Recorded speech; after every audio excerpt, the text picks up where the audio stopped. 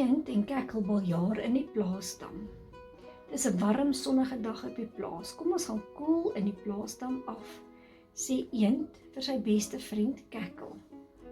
En sommer dadelik waggel Eend plaasdam toe en plum styk hy in. Kom, die water is heerlik, roep hy, maar Kekkel bly verleë op die damwal staan. Ek kan nie swem nie, sê Kekkel skaam. Die ander eende op die dam giggel kliphard agter hulle vlerke en skielik voel Eend baie sleg.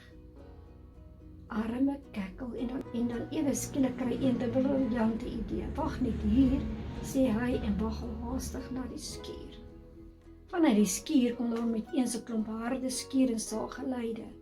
Die plaasdiere kom nuuskierig nader want hulle kon net nie raai waarmee Eend hom nou weer besig is nie.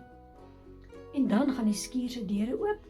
Verrassing, ek het vir Kekkel 'n bootjie gemaak, sodat hy ook op die dam kan wees, roep Eend trots uit.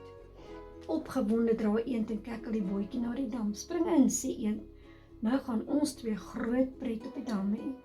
Saam roei Eend en Kekkel heen en weer op die dam totdat hulle boot uit is. En heel gou wil al die ander diere ook saam roei. Eend en Kekkel hou 'n duikkompetisie en al die eende duik vanaf die bootjie tot in die water.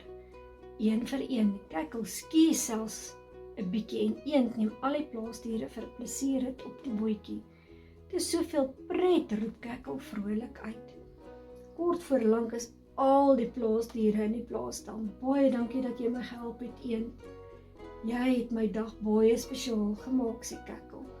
Ag, dis 'n groot plesier, glimlag Eend. Dis ons waarvoor beste maats daar is en nou kan ons altyd saam pret op die plaasdam hê.